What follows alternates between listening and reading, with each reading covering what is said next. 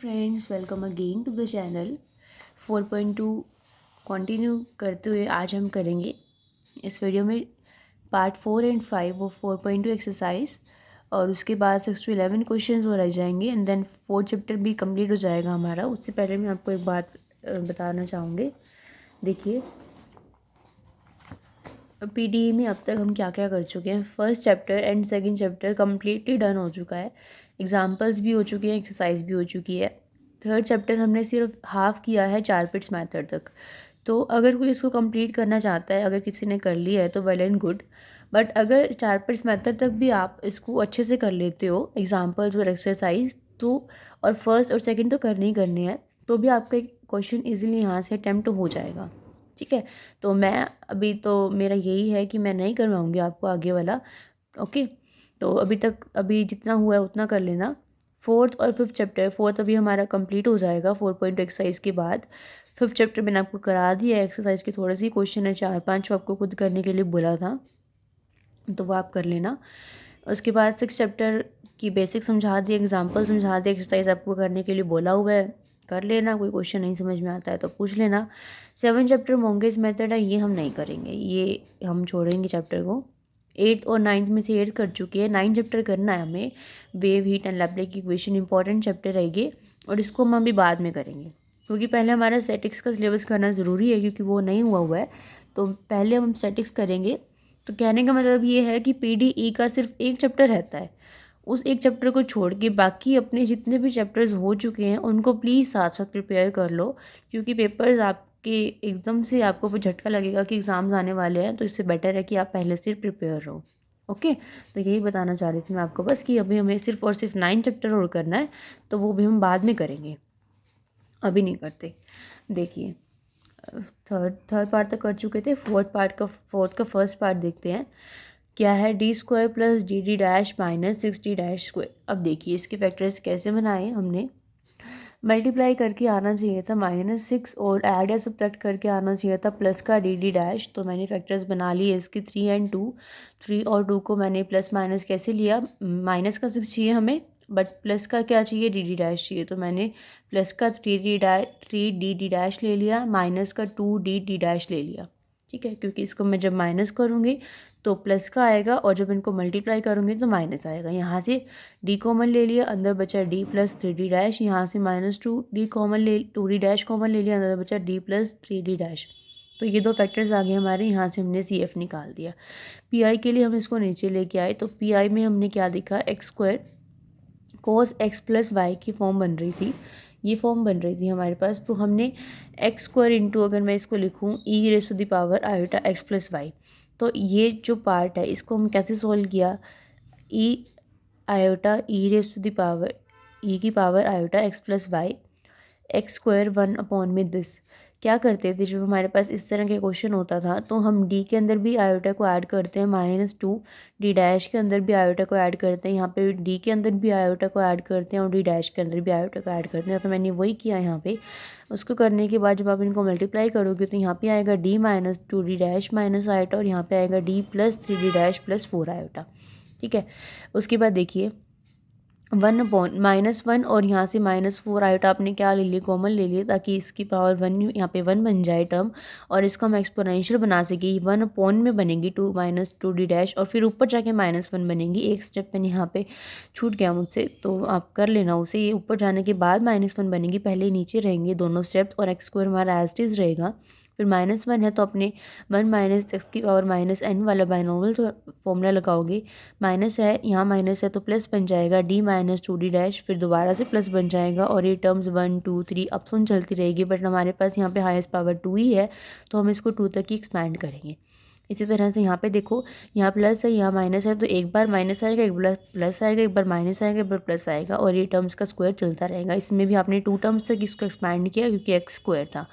ठीक है, अब क्या किया आपने, 1, इसको आपने D -2d dash upon iota था 1/4 का अपने बाहर ले लिया, ये माइनस आयोटा और ये D -2d dash, minus common लेके ये आयोटा ऊपर चला गया। इसी तरह से यहाँ पे भी कर दिया आपने, और ये इसको खोल दिया। देखो अब क्या करा, ये टर्म्स थी एज इट इज़, इनको आपने खोल दिया। जैसे D minus two D dash का होल स्क्वायर बन रहा है, यहाँ पे D plus three D dash minus इसका होल स्क्वायर बन रहा है, तो जिसका भी होल स्क्वायर खुल रहा था उनको होल स्क्वायर को आपने खोल दिया। उसके बाद टर्म्स को इकट्ठा कर लिया, D minus two D dash minus this, और 1/4 ये था। इस टर्म को आपने सॉल्व कर दिया कि 1/4 ऑफ इसका डेरिवेटिव क्या बनेगा और इसका क्या बनेगा, ठीक है। अब देखो x square plus iota x minus 8, इसको 1 से मल्टीप्लाई करूँगी तो ये आएगा, माइनस आयोटा ये आएगा डी, यानी कि डेरिवेटिव, इसका डेरिवेटिव कर दिया 2x, इसका डेरिवेटिव 1/2 और इसका -2। तो आपने इसको ऐसे मल्टीप्लाई कर दिया अंदर, यहाँ से आयोटा को कॉमन ले लिया तो बच गया x/2 माइनस 2x। इसको सॉल्व करोगे तो 3/2x बनेगा -1। इसको सॉल्व किया तो एक्स स्क्वायर माइनस 3/18 बना। तो 1/4 इसको क्या लिखा, cos x plus y plus iota sine x plus y, और साथ में ये टर्म।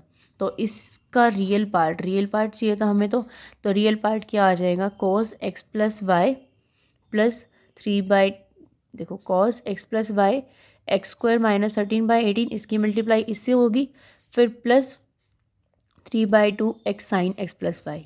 क्योंकि हमें रियल पार्ट चाहिए था तो हम आयोटा वाली टर्म को नहीं लेंगे, इन दोनों की मल्टीप्लाई करके लेंगे, क्योंकि हमें इमेजिनरी पार्ट तो चाहिए नहीं था ना, तो रियल पार्ट लेना है इसको, सिर्फ इतना, ठीक है। ये क्वेश्चन इतना इंपॉर्टेंट नहीं है। इंपॉर्टेंट क्वेश्चंस देखो जो आपको करने हैं, जो ये आए हुए हैं ना, ये क्वेश्चंस मत छोड़ना प्लीज़। और फोर्थ में से आपका ये फोर्थ वाला क्वेश्चन इंपॉर्टेंट है, और इसमें से ये वाला, और एग्जांपल्स तो आपको मैंने एग्जांपल्स आपको नहीं छोड़ने, जैसे कि वाला एग्जांपल है बहुत इंपॉर्टेंट है, तो जो भी इंपॉर्टेंट एग्जांपल्स क्वेश्चंस हैं उनको स्किप मत करना प्लीज़। सेकंड देखिए, सेकंड में D square minus D dash, ये पहले भी कर चुके हैं हम, ये वाला हमने पहले भी देखा था कि इसके फैक्टर्स नहीं बनते हैं, तो हम क्या लेते हैं, ट्रायल सॉल्यूशन लेते हैं। तो ट्रायल सॉल्यूशन वाला तो स्टेप वही रहेगा, सेम रहेगा। पीआई में देख लेते हैं क्या डिफरेंस आएगा।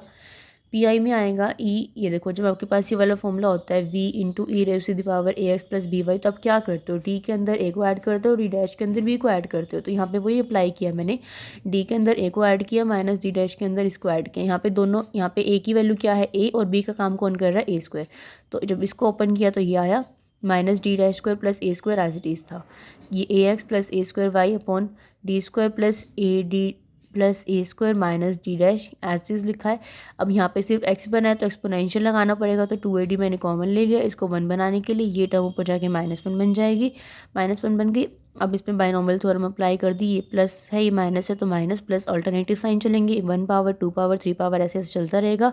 उसके बाद देखिए डिवाइड करा है, डी स्क्वायर अपॉन 2AD करोगे, डी से डी कट जाएगा, डी अपॉन 2A बचेगा, इसके नीचे करोगे तो ये सारी टर्म्स ऐसे आएंगी। एक्स की मल्टीप्लाई अंदर करनी है, एक्स की हाईएस्ट पावर 1 ही है तो इसको 1 तक एक्सपैंड करेंगे हम, 1 माइनस 1/2a। अब 1/2a बाहर था, अब ये डी अंदर ले गए, आप इंटीग्रेशन कर दिया इसका, फिर ये आ गया, फिर इस 2a के अंदर मल्टीप्लाई कर दी तो ये आ गया। तो पीआई आपके पास सॉल्व करने के बाद ये आ जाएगा, दोनों को ऐड करोगे तो कंप्लीट सॉल्यूशन निकल जाएगा। नेक्स्ट देखिए थर्ड इसका, थर्ड में क्या है, थर्ड में देखो D minus 3D dash -2 already बना हुआ है, फैक्टर्स बनाने की जरूरत नहीं है, स्क्वायर है मतलब कि 2 बार है, तो 2 बार है तो CF क्या निकल जाएगा, e raise to the power 2x 1 y plus 3x x e raise to the power 2x 2 y plus 3x, दोनों में से e raise to the power 2x common ले लिया और ये आपका CF निकल गया। पीआई के लिए क्या किया, ये था term 2 e raise to the power 2x को यहाँ रखा, इसको यहाँ रखा, टेंजेंट, अब टेंजेंट में है तो हम क्या करा, आपने इसको मतलब देखो क्या करा आपने, डी के अंदर 2 को ऐड किया और डी डैश के अंदर 0 को ऐड किया, क्योंकि यहाँ पे वाई वाला टर्म 0 है, तो जब ऐड करोगे तो ये आपके पास ये बच जाएगा, ये बच जाएगा। तो डी माइनस 3D डैश का होल स्क्वायर यानी कि 2 बार टर्म है, तो एक बार बाहर रख ली और एक बार अंदर रख ली। जब आप इसको D minus MD dash minus e से कंपेयर करोगे तो देखो एम की वैल्यू क्या आएगी, 3 आएगी, और हम वाई को किससे रिप्लेस करते हैं, C माइनस MX से, तो वाई की वैल्यू क्या बन जाएगी, C माइनस 3x। तो ये तो एज इट इज़ रहा, और ये किस में कन्वर्ट हो गया, इंटीग्रेशन ऑफ टेंजेंट, वाई की जगह क्या पुट कर दिया, C माइनस 3x और प्लस 3x से 3x कट जाएगा तो क्या बचेगा, सिर्फ और सिर्फ टेंजेंट C, ठीक है, ये बचा। अब दोबारा से क्या किया आपने, ये एज इट इज़ था, C की जगह क्या पुट कर दिया, C की वैल्यू पुट कर दी y प्लस 3x, फिर से दोबारा से अप्लाई करा तो क्या बन गया, ये दोबारा से x टेंजेंट C, फिर इसका इंटीग्रेशन कर दिया x²/2, फिर C की वैल्यू पुट कर दी, तो दोनों को ऐड किया तो आंसर आ गया आपका। तो ये क्वेश्चंस प्रैक्टिस से ही आएंगे, ये चैप्टर इम्पॉर्टेंट भी है और थोड़ा सा मुश्किल भी है, तो इसको प्लीज़ ध्यान से करना। अब देखो फोर्थ में दोबारा से आपने देखा ये फैक्टराइज नहीं हो सकता। मैंने आपको बता दिया था लास्ट वीडियो में कि फैक्टराइज नहीं हो सकता। तो हम कैसे चेक करते हैं कि ये फैक्टराइज होता है या नहीं होता, तो वो आपको आना चाहिए। अभी फैक्टराइज नहीं हो रहा है, मैंने करके नहीं दिखाया, मैंने रफ में सॉल्व करके देखा था कि फैक्टराइज नहीं हो रहा है। नहीं हो रहा है तो ट्रायल सोल्यूशन लेट कर लिया और वो प्रोसेस सेम रहेगा। फिर पी के लिए देखो क्या करा, इस वाली टर्म को यहाँ बाहर रख लिया। ये कॉस में है तो मुझे क्या करना पड़ेगा, देखो डी के अंदर क्या ऐड किया 1 और डी डैश के अंदर क्या ऐड किया 1, तो ये 1 1 1 ये ऐड करने के बाद ये फाइनल टर्म ये बचेगी। फिर डी स्क्वायर बन गया, डी स्क्वायर को -1 स्क्वायर से रिप्लेस कर दिया, डी डैश स्क्वायर को -1 स्क्वायर से रिप्लेस कर दिया। ये टर्म ऐसे बन गई। यहाँ पे क्या लगा दिया एक्सपोनेंशियल, वो रैशनलाइज कर दिया इसको। 7d + 4d डैश से मल्टीप्लाई, 7d + 4d डैश से डिवाइड। मल्टीप्लाई डिवाइड करोगे तो ऊपर तो ये बचेगा, नीचे क्या बन जाएगा a - b a + b, यानी कि 49d - 16d डैश स्क्वायर, ये बच गया। फिर डी स्क्वायर की वैल्यू 1 पुट कर दी, डी डैश स्क्वायर की वैल्यू 1 पुट कर दी, तो जब ऐड किया तो ये आया। फिर देखो 4/33 e⁻x+y sign 7 sin x+y, minus था यहाँ पे दोनों जगह तो माइनस माइनस प्लस हो गया ये, और 7 + 4 को ऐड करोगे 11 आएगा, 11 से 33 कैंसिल हो जाएगा, क्या बचेगा 4/3। Hence this is your required answer. अब देखो फटाफट से 5th पार्ट और देख लेते हैं, 3 ही क्वेश्चन है, इसमें फैक्टर्स बने हुए ऑलरेडी तो करने की ज़रूरत नहीं है कुछ, डायरेक्ट से अब निकल जाएगा। देखो क्या इसमें रुको जो d - 2d डैश है इसका तो CF आपने निकाल दिया, बट d² - d डैश इसके क्या है फैक्टर्स नहीं बन सकते, इसके नहीं बन सकते तो इसको ट्रायल सोल्यूशन लेट करना पड़ेगा और इसके कॉरस्पॉन्डिंग CF ही आएगा, और इसके कॉरस्पॉन्डिंग CF क्या है 5y + 2x, तो दोनों के CF को क्या कर दोगे ऐड कर दोगे, ठीक है। 2 थे ना ये, देखो d² है, मैंने ध्यान नहीं दिया, मुझे लगा d है, d² है इसलिए क्या नहीं हो सकता फैक्टराइज नहीं हो सकता, d² - d डैश है ना, तो इसके कॉरस्पॉन्डिंग CF अलग निकल गया, इसके कॉरस्पॉन्डिंग CF अलग निकल गया। अब देखो पी के लिए क्या किया, प्लस में है तो दोनों टर्म्स को अलग अलग डिवाइड कर दिया हमने। अब उसके बाद ये एक्सपोनेंशियल में है तो बायनोमियल लगानी पड़ेगी, यहाँ से d² को कॉमन ले लिया और इसमें क्या किया, d² की वैल्यू पुट कर दी, d डैश की वैल्यू पुट कर दी और इस टर्म को एज इज रखा, ये 1/3 बन गया। ये किसका फॉर्मूला बन गया, x⁴n/a⁴n xn bn वाला फॉर्मूला अप्लाई कर दिया। यहाँ पे d² को कॉमन ले लिया और एक्सपोनेंशियल लगा दी, बायनोमियल माइनस में बन गया ऊपर जाके। इसको ओपन किया, xy यानी कि इसकी हाईएस्ट पावर कितनी है 1 ही है, जस्ट अ मिनट शायद विजिबल नहीं हो रहा था, देखो यहाँ पे तो वैल्यूज़ पुट कर दी d² और d डैश की, ये 3 बन गया, इसको एज इट इज़ रखा, यहाँ d² को कॉमन लिया ताकि ये बायनोमियल लगा सकें, ये टर्म ऊपर जाके -1 बन गई, इस पर एक्सपोनेंशियल बायनोमियल लगा दिया आपने। अब xy की हाईएस्ट पावर 1 ही है तो इसको 1 तक हमें एक्सपैंड करना, ज़्यादा नहीं करना। 1/d³ ये सोल्व करोगे ऐसे आ जाएगा, इसकी मल्टीप्लाई 1 से करोगे अंदर ही है, और 1/d² d डैश यानी कि derivative with respect to y कर दोगे। फिर 1/d³ है तो एक बार इंटीग्रेशन विद रिस्पेक्ट टू क्या किया आपने, अंदर कर दिया इसको integration with respect to x और यहाँ पे भी कर दिया, फिर दोबारा से कर दिया, फिर दोबारा से कर दिया, 3 बार करना था ना तो 3 बार आपने इंटीग्रेशन कर दिया और लास्ट में दोनों को ऐड कर देना, ठीक है। अब देखिए नेक्स्ट सेकंड पार्ट में आपने क्या किया, इसकी रूट्स बनाने के लिए मैंने क्या किया, मैंने d को = 1 रख के देखा तो 1 इसको सेटिस्फाई कर रहा है, 0 बन रही है, ये 1 सेटिस्फाई कर रहा है तो d - 1 इसका रूट बन जाएगा, d - 1 रूट बन जाएगा तो d - 1 इसको डिवाइड करेगा, तो डिवाइड करने के बाद हमारे पास वैल्यू क्या आएगी d - d डैश + 1, तो इसके 2 रूट्स बन गए, एक तो d - 1 और एक d - d डैश + 1, तो उसके कॉरस्पॉन्डिंग CF निकाल दिया। पी के लिए क्या किया, प्लस है एक बार इस टर्म के साथ एक बार इस टर्म के साथ, कॉस में है तो मल्टीप्लाई कर दिया ताकि d² की वैल्यू पुट कर सके और d डैश की वैल्यू पुट कर सके। यहाँ पे एक्सपोनेंशियल है तो एक्सपोनेंशियल है तो देखो क्या किया, ई की पावर में है ना, तो देखो 1/1 को टर्म को बाहर रखा, एक को अंदर रखा, d की वैल्यू यहाँ पे x का कॉन्फिशेंट 0 है तो d की वैल्यू 0 बन जाएगी, ये टर्म बन गई। फिर d के अंदर 0 ऐड किया, d डैश के अंदर 0 ऐड किया और यहाँ पे सीधा सीधा इंटीग्रेशन करोगे तो देखो सीधा सीधा सॉल्व हो रहा है ये, फिर एक्सपोनेंशियल अप्लाई कर दी, ठीक है। तो ये क्वेश्चन तो जब करके देखोगे जब भी समझ में आएंगे कैसे करें, ऐसे मत पढ़ के जाना, इनको करके देखना। लास्ट क्वेश्चन देख लेते हैं इस वीडियो का, 3rd पार्ट। देखो इसमें क्या है, डी है, ऑलरेडी 3 फैक्टर्स बने हुए हैं तो कुछ निकालने की ज़रूरत नहीं है, सीधा सीधा CF निकल जाएगा। पी के लिए 3 टर्म्स है तो तीनों को अलग अलग निकालेंगे हम, कैसे निकालेंगे देखिए। 1/d ये था, d दिस, आपने क्या किया x² - ये इसमें है तो हमें क्या लगानी पड़ेगी, यहाँ बायनोमियल लगानी पड़ेगी, तो यहाँ से आपने 2D को कॉमन लिया ताकि अंदर ये बन जाए और दोनों टर्म्स में 1 1 बन जाए।